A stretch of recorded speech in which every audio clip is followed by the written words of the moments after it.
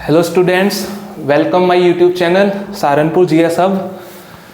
ये मेरी आज की वीडियो उन स्टूडेंट्स को डेडिकेट है जो आईसीएसई बोर्ड क्लास 8 से हैं। ठीक है, इसमें मैं आपको जैसे मैं already class 10th ICSE board biology start करा रखी है मैंने, तो आज से मैंने स्टार्टिंग कराई है क्लास 8th के लिए भी biology only for ICSE board.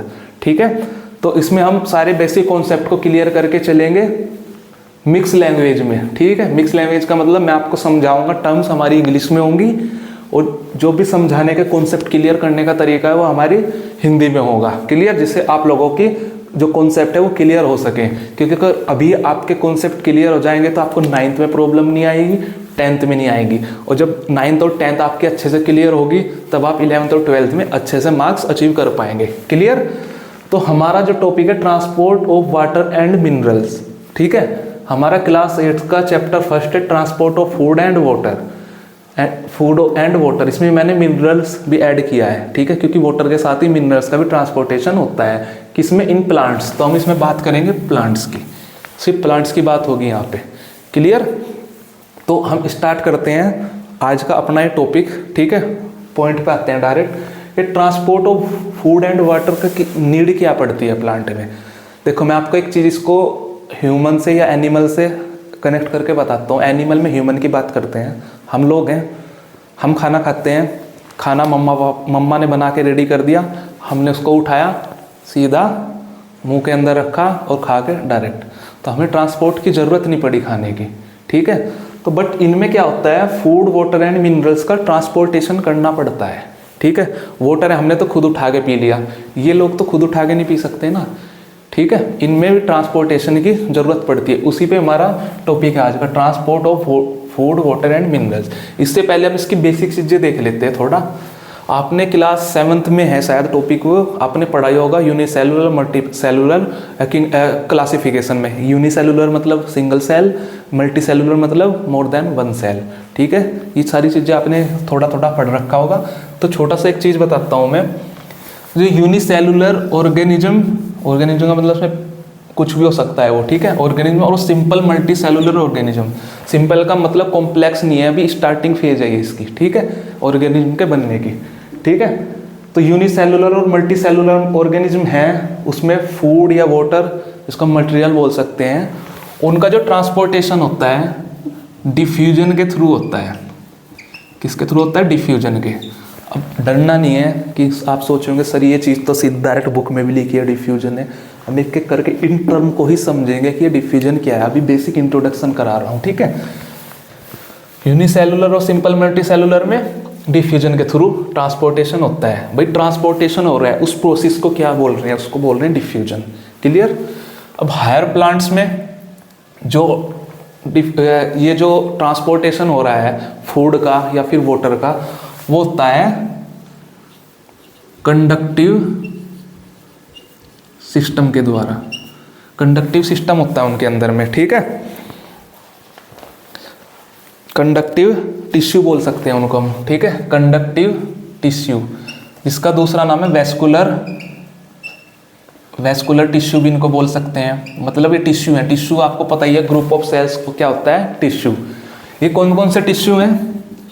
इनके नाम है जाइलम एंड फ्लेयम। इनके बारे में भी बात करेंगे, जाइलम एंड फ्लेयम कैसे काम करते हैं। जाइलम किसका कंडक्शन करता है या ट्रांसपोर्टेशन करता है, और फ्लेयम किसका करता है। एक एक करके हम इनको भी पढ़ेंगे। दूसरा, हायर प्लांट्स में एक्सचेंज ऑफ गैसेस। ठीक है, यहाँ पे तो फूड का हो गया, फूड और वाटर बताई दे कि कंडक्टिव टिश्यू से। एक्सचेंज ऑफ गैसेस का मतलब ये है कि कोई गैस एक्सचेंज हो रहा है। एक्सचेंज ऑफर का मतलब पता ही ना आपको, जैसे आप शॉप पे गए हो, आप एक्सचेंज करो, एक सामान दे रहे हो, दूसरा उसके बदले ले रहे हो। या फिर जैसे पैसे, आप उनको पैसे दे रहे हो, उसके बदले में चॉकलेट्स ले रहे हो। ठीक है, वो एक्सचेंज हो गया, आपने अपने पैसे उनको दिए, उसके बदले में उन्होंने चॉकलेट आपको दी।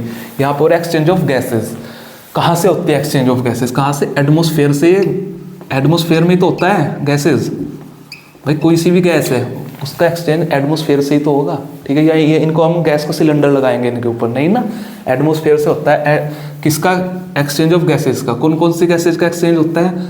कार्बन डाइऑक्साइड और ऑक्सीजन, वो हम आगे पढ़ेंगे जब हम फोटोसिंथेसिस पढ़ेंगे, वो अभी हमारा टॉपिक नहीं है। वो कार्बन डाइऑक्साइड और ऑक्सीजन का एक्सचेंज होता है, एक तरह से ट्रांसपोर्टेशन ही हो गया ना, एक्सचेंज भी, आ रही है जा रही है, ठीक है। ट्रांसपोर्ट, जैसे ट्रांसपोर्ट का यूज करते हैं ना, हमें स्कूल में जाना है तो हम स्कूल बस पे जाते हैं, या हमें मम्मी पापा छोड़ते हैं, हम खुद की बाइक से जा रहे हैं एक जगह से दूसरी जगह, ट्रांसपोर्ट, फिर वापस आते हैं, इस तरह इसमें एक्सचेंज हो रहा है। ये किस थ्रू होता है, इसकी भी तो कोई सी भाई प्रोसेस होगी ना जिसके थ्रू ये एक्सचेंज ऑफ गैसेज होगा, ठीक है। इसको बोलते हैं हम, इस थ्रू को, मतलब जिस भी प्रोसेस से एक्सचेंज हो रहा है इसको भी हम बोलते हैं डिफ्यूजन। किससे हो रहा है, डिफ्यूजन से, ठीक है। तो यहाँ तक क्लियर हो गया आपको कि यूनिसेलुलर ऑर्गेनिज्म और मल्टीसेलुलर में जो फूड वगैरह का जो ट्रांसपोर्टेशन हो रहा है वो भी डिफ्यूजन से हो रहा है, और हायर प्लांट में कंडक्टिव टिश्यू से, जिनको हम जाइलम एंड फ्लोएम टिश्यू का नाम है, ठीक है। और फिर हायर प्लांट्स में जो गैसेज का एक्सचेंज होता है, गैसेज का एक्सचेंज कहाँ से, एटमॉस्फेयर से, डिफ्यूजन के थ्रू ही होता है, ठीक है। इसके अलावा फिर इनमें भी तो वाटर, मिनरल्स और फूड वगैरह का एक्सचेंज होगा, वो कौन सी प्रोसेस के थ्रू होता है, देखो यहाँ पे लिखा है movement of water, mineral and salt, इसमें ठीक है। ये किसके थ्रू होता है, ये एक प्रोसेस है ओस्मोसिस, ओस्मोसिस के थ्रू होता है वाटर, मिनरल्स और सॉल्ट का, ठीक है। इसके अलावा कभी कभी नॉर्मली तो ओस्मोसिस से होता है, एक रेयर कंडीशन आती है उसमें एक्टिव ट्रांसपोर्ट से होता है, एक्टिव ट्रांसपोर्ट। अब हम इन्हीं चीज़ों को पढ़ेंगे कि ये क्या है। देखो हमारे पास कौन कौन सी नई नई टर्म आई। फर्स्ट, दूसरा है conductive tissue, xylem and phloem, इन दोनों को मैं कंबाइन करके सेकंड बोल रहा हूँ। डिफ्यूजन तो सेम वही आ गया। थर्ड हमारे पास क्या है, ओस्मोसिस, और मैंने बताया रेयर कंडीशन में एक्टिव ट्रांसपोर्ट। तो हमारे पास कुल मिला के टोटल 4 टर्म्स आई हैं, ठीक है। तो हम अब इन 4 टर्म्स के बारे में ही पढ़ेंगे कि एक एक करके। हम स्टार्टिंग डिफ्यूजन से करेंगे, फिर डिफ्यूजन के बाद हम ओस्मोसिस पे जाएंगे, ओस्मोसिस के बाद हम एक्टिव ट्रांसपोर्ट तक जाएंगे, फिर वही जाइलम, फ्लोएम, जो भी आपके सिलेबस में एक एक चीज करके चलेंगे, ठीक है। तो अब हम अपना टॉपिक स्टार्ट करते हैं हम डिफ्यूजन से। तो स्टूडेंट्स हमारा टॉपिक है पहला डिफ्यूजन, क्लियर। पहले हम इसकी बेसिक डेफिनेशन देख लेते हैं, डिफ्यूजन क्या है, जो आपके बुक्स में मिल जाएगा आपको इजीली, मैंने यहाँ पे भी राइट डाउन कर दिया। फिर उसको अपनी लैंग्वेज में समझते हैं, हमारी अपनी लोकल लैंग्वेज में डिफ्यूजन भला क्या है, ठीक है, क्या मैटर है ये जो हमें परेशान कर रहा है, ठीक है। पहले इसको देखते हैं एक एक करके, मैं इस डेफिनेशन को आपकी क्लियर करता हूँ आपके वर्ड्स में, ठीक है, जिससे आपको इजीली समझ में आए।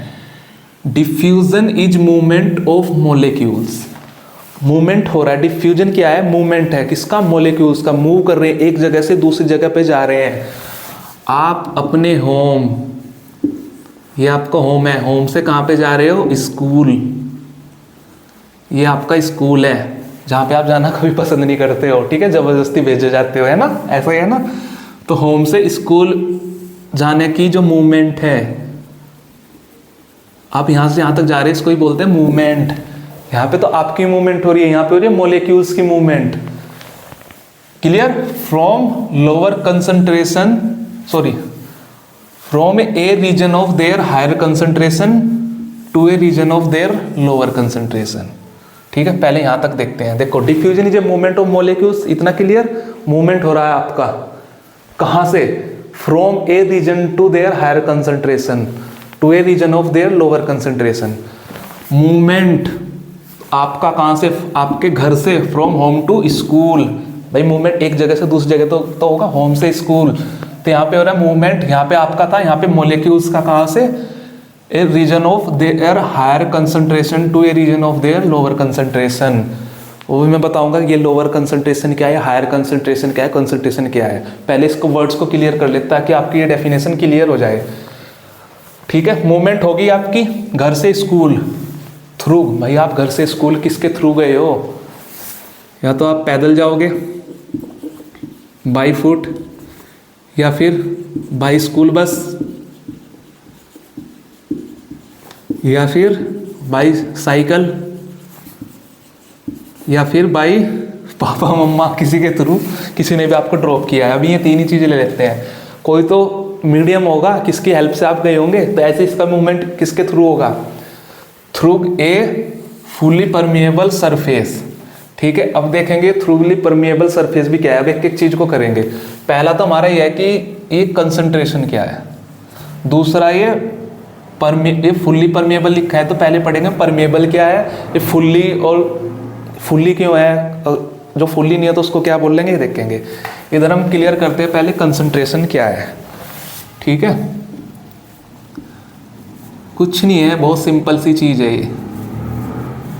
कंसंट्रेशन का मतलब होता है पावर, पावर मतलब पावर, ठीक है। जैसे मेरे अंदर बहुत पावर है, मैं तुम्हें कूट दूंगा, ठीक है, मजाक कर रहा हूँ, ठीक है। कंसंट्रेशन का मतलब होता है पावर, कि किसी के अंदर जितनी पावर है वो उसकी उतनी कंसंट्रेशन होगी। और इजी करके बताते हैं, अरे याद आपको बिल्कुल भी नहीं लगेगा कि कुछ दिमाग पे जोर डालना पड़ रहा है, ठीक है।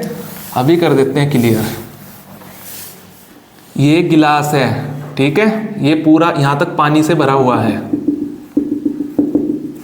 ये क्या है, एक गिलास है, पूरा फिल कहाँ से, पानी से मैंने इसको भर दिया है, पानी से, वाटर से, है ना, एक ही बात है, पानी से फिल कर दिया है हमने, क्लियर। अब मैं इसमें 2 चम्मच 2 स्पून ऑफ शुगर ऐड कर देता हूँ, इसमें मैं डाल देता हूँ, ये मैंने ऐसे करके डाल दिया 2 स्पून ऑफ शुगर। इसको ऐसे घुमाता हूँ, थोड़ी देर में डिजोल्व हो जाएगी, क्लियर। जब तक घुमाऊंगा तब तक वो मतलब दिखनी बंद ना हो जाए उसके क्रिस्टल्स। डाल दिया, घुल गई। तो अभी तो इससे घुलने से पहले पानी था, इसमें मैंने शुगर ऐड कर दी है, ठीक है। अब मैं आपसे पूछूं इस पानी में शुगर की कितनी क्वांटिटी है, आपका क्या क्या आंसर आएगा, 2 स्पून। क्वांटिटी कितनी है किसकी, शुगर क्वांटिटी, आप कहोगे 2 स्पून। मैं इसी चीज को दूसरे वे में पूछ लूं, शुगर पावर कितनी है इस गिलास में, आप कहोगे 2 स्पून। अब इसी चीज को मैं तीसरी फॉर्म में पूछ लूं कि इस गिलास में शुगर का कंसंट्रेशन कितना है, तो आप कहोगे 2 स्पून। यही तो पावर है इसकी, फिर 2 स्पून डालना है, समझ में आ गया कंसंट्रेशन। अगर हम इसमें 3 स्पून डाल दे तो शुगर की क्वांटिटी हो जाएगी 3 स्पून, शुगर की पावर 3 स्पून, शुगर का कंसंट्रेशन 3 स्पून, क्लियर। अब मुझे पूरी एक्सपेक्टेशन, आई होप ये कॉन्सेप्ट आपके क्लियर हो गया होगा कि कंसंट्रेशन क्या है। अब तो ये बहुत बड़ी चीज नहीं लग रही कि भयंकर ये कहाँ से क्या चीज आ गई, क्लियर। कंसंट्रेशन आपका क्लियर हो गया। यहाँ पे क्या लिखा है, diffusing the movement of molecule from a region of their higher concentration to a region of their lower concentration. यानी कि डिफ्यूजन में क्या हो रहा है, ये क्लियर है, ठीक है। यहाँ इसको मैं इरेज कर देता हूँ,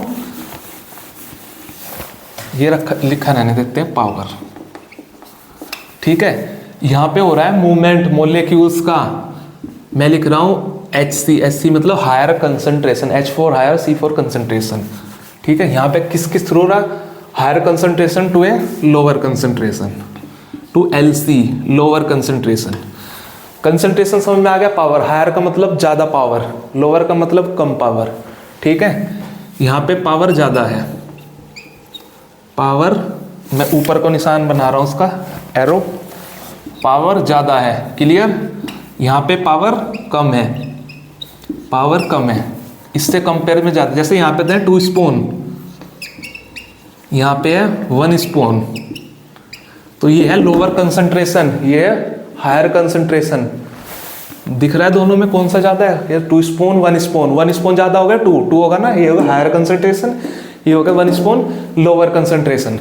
तो डिफ्यूजन में क्या होता है, मॉलिक्यूल्स का जो ट्रांसपोर्टेशन होता है। अब ये बताओ, इधर हायर कंसंट्रेशन, इधर लोअर, तो मॉलिक्यूल्स है ये इधर से इधर जाएगा या इधर से इधर जाएगा, इन दोनों में से हायर टू लोअर जाएगा, lower to higher, according to their definition. Definition क्या लिखा है, from a region of their higher concentration to a region of lower concentration. तो हायर कंसंट्रेशन से लोअर कंसंट्रेशन की तरफ को मूव करेगा, ये कह रहा है। ये किसके थ्रू, ए फुल्ली परमिएबल सरफेस। अब हम बात करते हैं परमिएबल सरफेस के बारे में, ठीक है। देखो परमिएबल क्या होता है, परमिएबल का मतलब होता है कोई ऐसा सरफेस जिससे कोई चीज आर पार हो जाए, आर पार होने की कैपेबिलिटी हो, ठीक है। फुल्ली का मतलब सब कुछ आर पार हो जाए, कुछ भी बैरियर ना हो। जैसे मैं आपको लिखता हूँ, घर पे छलनी होती है, चाय छलनी होती है, सबने देखा है, लड़कियों ने तो स्पेशली, भाई मैंने भी देखा है, ठीक है। लड़कियों के स्पेशली का मतलब ये था कि लड़के होते हैं कामचोर, लड़कियां थोड़ा ज़्यादा काम करती हैं ना, किचन्स वगैरह का। मैंने खुद देखा है भाई, मैं भी खुद बहुत काम करता हूँ। छलनी में छोटे छोटे टीनी पोर्स होते हैं, अगर आप चाय बनाने के बाद कुछ भी उस पर पोर करते हो तो जो लार्ज मोलिक्यूल्स हैं जैसे चाय पत्ती, वो उसमें ऊपर रह जाती है और लिक्विड नीचे चला जाता है। वो छलनी जो है वो भी परमिएबल है, आर पार तो जा रहे हैं पर वो फुल्ली नहीं है, क्योंकि अगर वो फुल्ली होती तो चाय पत्ती के जो दाने हैं वो भी रुक सकते, वो भी आर पार हो जाते। वो फुल्ली नहीं है वो भी परमिएबल। परमिएबल का मतलब कोई ऐसा मीडियम, कोई ऐसी लेयर या कुछ भी ऐसा मीडियम जिससे आर पार जाया जा सकता हो, ठीक है। अब मान लो ये दो चैम्बर हैं, ठीक है, ये चैम्बर है ए, ये है बी। यहाँ पे एक ऐसा बैरियर लगा दिया गया जो आर पार नहीं जा सकता हो, इधर का आदमी इधर नहीं जा पाएगा, इधर का इधर नहीं जा पाएगा, तो परमिएबल नहीं हुआ। ये है दूसरा चैम्बर ए और बी, पर यहाँ का जो चैम्बर है ये थोड़ा परमिएबल है, इसमें इधर से इधर भी जा सकते हैं, इससे इधर से इधर भी जा सकते हैं, तो ये परमिएबल हो जाएगा। क्लियर। यहाँ पे क्या लिखा, फुल्ली परमिएबल, सब कुछ आर पार हो सकता है। क्लियर। तो इसमें ये क्या कह रहा है कि परमिएबल का आपको समझ में आ ही गया होगा। जैसे दो मॉलिक्यूल्स है, यही सेम ऐसे दो चैम्बर ले लो आप, ये चैम्बर ए है, ये चैम्बर बी है, ठीक है। चैम्बर रूम कुछ भी मान लो, एक आप जो भी आपको इजी लगे, कोई जरूरी नहीं है चैम्बर ही लेना। यहाँ पे है HC फॉर हायर कंसंट्रेशन, यहाँ पे लोअर कंसंट्रेशन, और ये चैम्बर ऐसा है परमिएबल है। क्लियर। यहाँ पे भी है मॉलिक्यूल, यहाँ पे हायर कंसंट्रेशन का मतलब 2 स्पून है इसमें शुगर की, ठीक है, 2 स्पून शुगर की है, ये वाटर में ऐड है, ठीक है। जैसे हमने गिलास में भरा था ना 2 स्पून चीनी, एक ये भी गिलास, इसको गिलास ए मान लो, चलो गिलास ही मान लेते हैं, गिलास ए, ये हो गया गिलास बी, ठीक है। पर ये गिलास ए गिलास बी ऐसा है, इनके बीच में एक दूसरे से ऐसी लेयर बनी हुई है, वो परमिएबल है, एक दूसरे के एरिया में जा सकते हैं, ठीक है। इसमें 2 स्पून, इसमें है 1 स्पून शुगर, ये 1 स्पून शुगर वाटर है, ठीक है। ये हायर टू लोअर है, ये क्या कह रहा है, हायर टू लोअर कंसंट्रेशन में चला जाता है ये, ठीक है। तो इसका क्या मतलब है, जो डिफ्यूजन जो होगा इसमें, ये इस एरिया से इस तरफ को मॉलिक्यूल्स का मूवमेंट हो जाएगा, मतलब ये ग्लास ए से ग्लास बी की तरफ चला जाएगा, क्योंकि इधर 2 स्पून है, इधर 1 स्पून है, इसकी पावर ज़्यादा है, इसकी कम है, तो इधर से इधर मॉलिक्यूल्स का, किसके मॉलिक्यूल्स का, शुगर और वाटर के मॉलिक्यूल्स जो ऐड हो गए ना, उनका मूवमेंट इधर को हो रहा है। यही क्या है, यही डिफ्यूजन है। किसके थ्रू, फुली परमिएबल के थ्रू। आई होप आपके कॉन्सेप्ट क्लियर हो गया होगा, ठीक है। नहीं भी हुआ एक एक्टिविटी के थ्रू बताऊंगा कैसे क्लियर होता है। इसके बाद क्या है हमारा, diffusion can occur in a glass, sorry gases, liquid and solid. ले गैस में भी हो सकता है, लिक्विड में भी हो सकता है, सॉलिड में। जैसे अभी हम एग्जांपल की बात करते हो, लिक्विड था, ये गैसेस में भी हो सकता है। 2 चैम्बर है या 2, जिसमें एक में ए गैस है, एक में बी गैस है। एक में ए गैस का कंसंट्रेशन ज़्यादा है, बी वाले में कम है, तो ज़्यादा से कम की तरफ को चला जाएगा। आप नॉर्मल सी बात लेके चलो, मेरे पास 10 रुपये हैं, आप 10 रुपये तो बहुत कम हो जाएंगे, ठीक है, आपकी चॉकलेट्स नहीं आएंगे। मेरे पास 100 रुपये हैं, आपके पास 50 रुपये हैं, ठीक है। तो आपके पैसों का मूवमेंट मेरी तरफ को हो गया, मेरे पैसों का मूवमेंट आपके, मैं अपने पैसे थोड़े से आपको दे दूँ कि लो यार मेरे पास तो ज़्यादा है, ज़्यादा वाला ही तो कम वाले को देगा, या कम वाला ज़्यादा वाले को दे देगा। अमीरी तो गरीब को दान देगा, या दान गरीब दे देगा अमीर को, अमीर के पास तो ऑलरेडी है। मैं आपको कह दूं कि लोग मेरे से थोड़े पैसे ले लो, मेरे पास तो आपसे ज़्यादा है। Higher concentration to lower concentration. Clear. ये गैस में भी हो सकता है, लिक्विड में, सॉलिड में भी। हमने गैस और लिक्विड का एग्जाम्पल से समझा दिया, तीनों फॉर्म में हो सकता है। अब बात करते हैं, यहाँ पे लिखा है प्लांट्स के। In plants the exchange of gases, मैंने बताया था प्लांट में गैसेज का एक्सचेंज होता है, कहाँ से, एटमॉस्फेयर से। एक्सचेंज ऑफ गैसेज, यहाँ पे तो मूवमेंट हो रहा था मॉलिक्यूल्स का, यहाँ पे exchange of gases between the atmosphere, मैंने बताया था एटमॉस्फेयर से गैसेज का एक्सचेंज होगा, and the leaves during respiration. Respiration मतलब पता ही है आपको, सांस लेना, ऐसे हम लेते हैं, ऐसे हम किसके थ्रू लेते हैं, नोज के थ्रू। एनिमल्स भी और हम ह्यूमन भी एनिमल्स में आते हैं। तो प्लांट्स में गैसेज का एक्सचेंज कैसे होता है? लीफ के थ्रू, ठीक है। लीफ के थ्रू गैस एटमॉस्फेयर से ली जाएंगी और लीफ के थ्रू एटमॉस्फेयर में बाहर छोड़ दी जाएंगी। जैसे हम नोज की तरह लेते हैं, वो लीव्स की तरह लेते हैं। देखो हमने लिक्विड का एग्जांपल लिया था, गैसेज का इसके थ्रू ही होता है। During respiration and photosynthesis occurs by diffusion. जो रेस्पिरेशन में जो गैसेज का एक्सचेंज होता है और फोटोसिंथेसिस में ये डिफ्यूजन के थ्रू ही होता है। क्लियर? कैसे होता है? जैसे ये लीव्स है, फोटोसिंथेसिस का टॉपिक नहीं है ये, वैसे समझा रहा हूँ, ऐसे ही एक छोटा सा बेसिक इंट्रोडक्शन हो जाएगा। ये प्लांट है, इसमें एक लीफ है, ठीक है। मान लो इसको कार्बन डाइऑक्साइड चाहिए, बाहर कार्बन डाइऑक्साइड ज़्यादा होगी या लीफ के अंदर होगी? कंसंट्रेशन किस में ज़्यादा होगा? आप नॉर्मल से सोच के बताओ, सोचने की ज़रूरत ही नहीं है। बाहर कार्बन डाइऑक्साइड एटमॉस्फेयर में ज़्यादा होगी, क्योंकि एटमॉस्फेयर कितना बड़ा है, वो तो इतने सारे प्लांट्स को कार्बन डाइऑक्साइड प्रोवाइड कर रहा है। प्लांट की लीफ इतनी सी है, तो प्लांट की लीफ के अंदर क्या होगा? कंसंट्रेशन कम होगा, बाहर ज़्यादा होगा, तो बाहर से कंसंट्रेशन इसके थ्रू इसके अंदर चला जाएगा, लोअर कंसंट्रेशन एरिया में। क्लियर? रेस्पिरेशन में भी फोटोसिंथेसिस में यही प्रोसेस होता है। ये जो अंदर जा रहा है, ये कौन से प्रोसेस से जा रहा है? डिफ्यूजन से। क्लियर? वही higher concentration to lower concentration. Also the loss of water vapour from the leaves during transpiration. आगे पढ़ेंगे उस ट्रांसपीरेशन को क्लियर करके। लीफ के थ्रू ही जो वाटर का लॉस है ना, वो भी इस डिफ्यूजन से ही होता है। कैसे होता है? जब वाटर का, अभी हम पढ़ेंगे ना, वाटर का कंडक्शन जाइलम एंड फ्लेम से, वाटर का ट्रांसपोर्टेशन। भाई पानी पहुंच गया, ज़्यादा ऊपर नहीं जाते, यहीं पे बताते हैं। ऐसे ट्रांसपोर्टेशन में पूरा कंप्लीट बताऊंगा, एक बेसिक इंट्रोडक्शन देता हूँ। ये higher concentration to lower concentration हो रहा है डिफ्यूजन। पानी जब ज़्यादा हो जाता है ना प्लांट में, और बाहर इन्वायरमेंट में, मतलब प्लांट में तय तो नहीं, इन्वायरमेंट में मतलब एटमॉस्फेयर में पानी कम है। बताऊंगा वो कॉन्सेप्ट डिटेल में, बस फिलहाल ये जान लो कि जब इन्वायरमेंट में बताऊंगा कि कब होता है ऐसा, स्पेशली गर्मियों में, ठीक है। इन्वायरमेंट में प्लांट में वो एटमॉस्फेयर में पानी कम है, पानी का कंसंट्रेशन कम है, पानी की पावर कम है, लीव्स में ज़्यादा है, तो लीव्स से पानी बाहर आ जाता है। इसका एक्टिविटी बताऊंगा, सब कुछ बताऊंगा, वो भी डिफ्यूजन के थ्रू ही हो रहा है। इसमें आपको क्या याद रखना है? प्लांट्स में गैसेज का एक्सचेंज होता है रेस्पिरेशन और फोटोसिंथेसिस में, वो भी डिफ्यूजन से होता है। और जो ट्रांसपीरेशन में लॉस ऑफ वाटर होता है प्लांट में थ्रू लीव्स, वो भी डिफ्यूजन होता है। क्लियर? डिफ्यूजन के हमने दो चीज़ें जान ली है प्लांट के अंदर, यहाँ पे क्लियर हो गया। अब हम एक इसकी एक्टिविटी देखते हैं, जिससे मैं और इजीली क्लियर कराने की कोशिश करूंगा कैसे higher concentration to lower concentration ये जा रहा है। आप इसका स्क्रीनशॉट लेना चाहें तो ले सकते हैं, देख लो इसको। देखो एक एक्टिविटी करते हैं डिफ्यूजन की। क्या है ये ना, मेरे पास एक बीकर है। बीकर आपने लैब में देखा ही होगा, जिसने नहीं देखा मैं बता देता हूँ। जैसे घर में गिलास होता है ना, कांच का, सॉरी, या स्टील का, कोई सा भी जो आपने देखा हो, ये कांच का होता है। कांच का इसलिए ट्रांसपेरेंट, उसमें दिखाई देता है बाहर से ही कि कहाँ से, मतलब कितना इसमें पानी भरा है या कुछ भी लिक्विड इसमें डाला है। ये बीकर लिया है हमने। सपोज करो मैं इस बीकर को पानी से भर देता हूँ। कहाँ तक का भर देता हूँ? थोड़ा सा भर देंगे हम इस बीकर को, यहाँ तक का मैंने इसको पानी से भर दिया है, ठीक है। ये अभी इसमें पानी भरा हुआ है।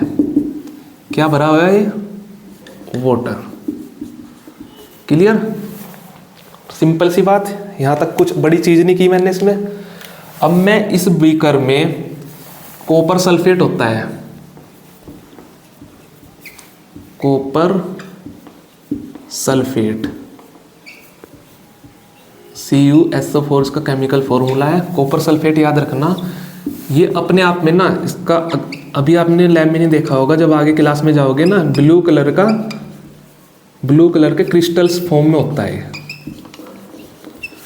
ब्लू कलर के क्रिस्टल्स होते हैं इसके, ऐसे ऐसे छोटे छोटे क्रिस्टल्स होते हैं। जैसे मैंने अभी पीछे बताया था ना कि हम उसमें 2 स्पून वो डाल देते हैं, क्या, शुगर। तो हम ये क्या करते हैं, हम कुछ क्रिस्टल्स इसमें डाल देते हैं।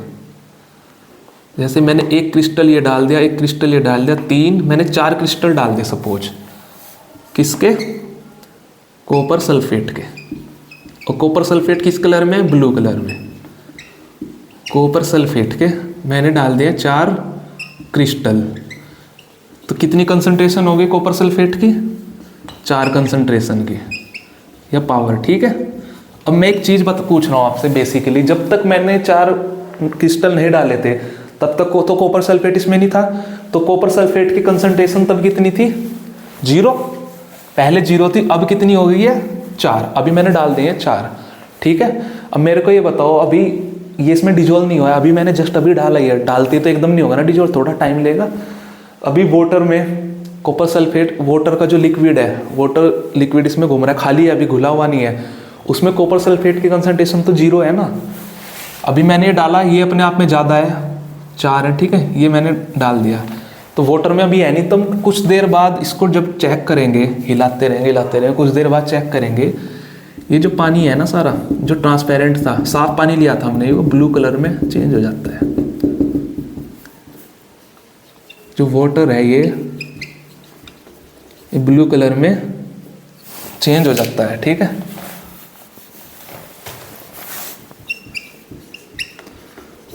ब्लू कलर में इसका चेंज हो जाता है। देखो हम कॉपर सल्फेट ही क्यों लेते हैं, हम शुगर क्यों नहीं ले रहे हैं इस एग्जाम्पल एक्टिविटी में, क्योंकि हम शुगर कितनी इसमें डिजोल्व कर दें, ऐसे करके ऐसे घुमाते रहे, क्या होगा?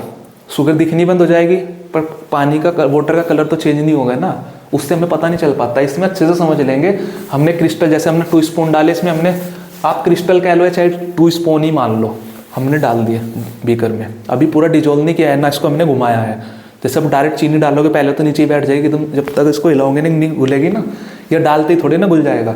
तो वाटर अलग दिख रहा है, वाटर में अभी कॉपर सल्फेट नहीं पड़ा है। अगर शुगर से कंपेयर करें तो वाटर में शुगर नहीं है, ऐसे करके कॉपर सल्फेट नहीं है। अभी वाटर की कंसंट्रेशन क्या है?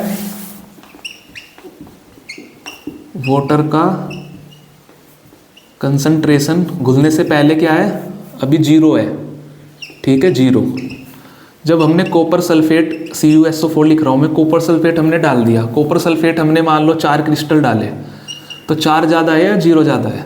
ऑब्वियसली बात है 4 ज़्यादा है, 4 का कंसंट्रेशन ज़्यादा है, तो ये हो गया हमारा हायर कंसंट्रेशन, ये हमारा lower concentration. Clear? Copper sulphate और अभी खाली जो पानी है उसमें वो क्या है? Lower concentration. अब यही क्या कहता है, मूवमेंट किसके थ्रू होगा? हायर कंसंट्रेशन से लोअर कंसंट्रेशन की तरफ होगा। तो अब ये पानी घुल जाता है किसमें? सॉरी, पानी में पूरा कॉपर सल्फेट घुल जाता है। कॉपर सल्फेट पानी में घुलेगा या पानी कॉपर सल्फेट में? कॉपर सल्फेट पानी में घुल जाएगा। तो कॉपर सल्फेट पानी में घुलने के बाद पूरे वाटर को ब्लूइश कलर का कर देता है, ठीक है। तो वही तो कॉपर सल्फेट से पानी की तरफ को मूवमेंट होता है, कॉपर सल्फेट के ब्लू कलर का। Copper sulphate higher concentration, water का कंसंट्रेशन 0, तो वाटर के कंसंट्रेशन के थ्रू ब्लू कलर का मूवमेंट हो जाता है, वो पूरे कलर को ब्लूइश कर देता है, पूरे वाटर के कलर को। यहाँ पे डिफ्यूजन से हमें शो हो जाता है कि डिफ्यूजन हुआ है। इसके बाद हम पढ़ेंगे ओस्मोसिस, ओस्मोसिस के बाद एक्टिव ट्रांसपोर्टेशन, फिर पढ़ेंगे transpiration according to your book, ठीक है, जैसे आपका सिलेबस आगे बढ़ता है। तो आई होप आपको ये वीडियोस अच्छी लगी होगी। आप, मेरी ये पहली वीडियो है सिलेबस से, टॉपिक से लेके फर्स्ट टाइम है ऑनलाइन।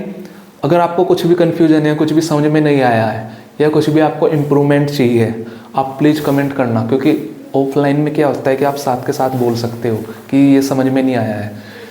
ऑनलाइन में जब तक आप कमेंट नहीं करोगे तब तक समझ में नहीं आएगा, मुझे भी पता नहीं चल पाएगा कि आपको क्या प्रॉब्लम है।